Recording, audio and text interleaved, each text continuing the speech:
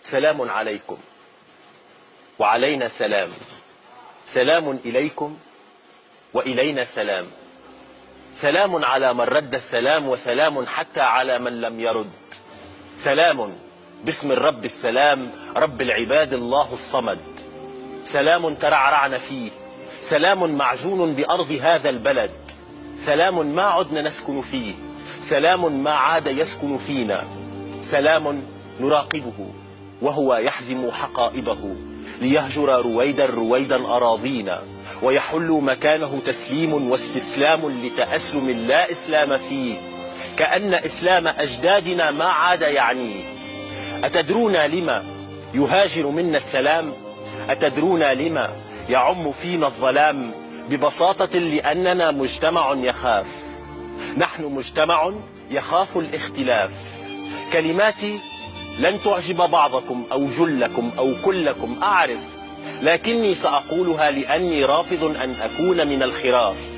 نحن مجتمع يرفض الاعتراف أنه مجتمع يعيش التخلف، نحن مجتمع يصيح بكل صفاقة ويدعي أنه حامل لفكر مختلف، نحن مجتمع يهوى التعالي من فراغ ويدعي أنه مجتمع مثقف. يا ويل ما هذا القرف، فقبول الاختلاف عندنا ليس إلا غلاف.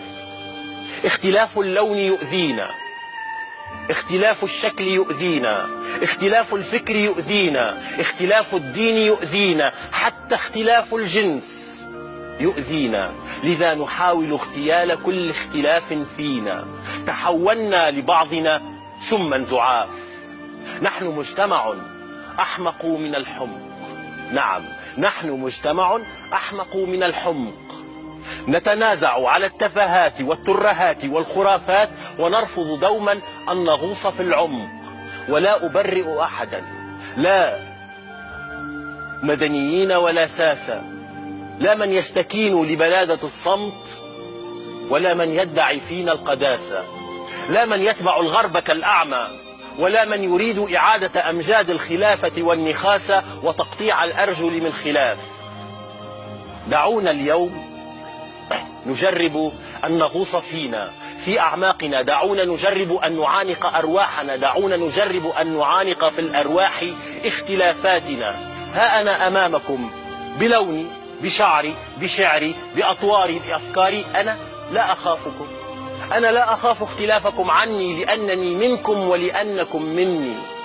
دعونا نخلق فن، دعونا نغوص في الحلم لنرسي ثقافة بلا سخافة ليكون الرقي فينا هو أسمى خلافة. دعونا نذوب الأعراف والأجناس والأطياف والأفكار والألوان والأديان ولا نرى سوى الإنسان.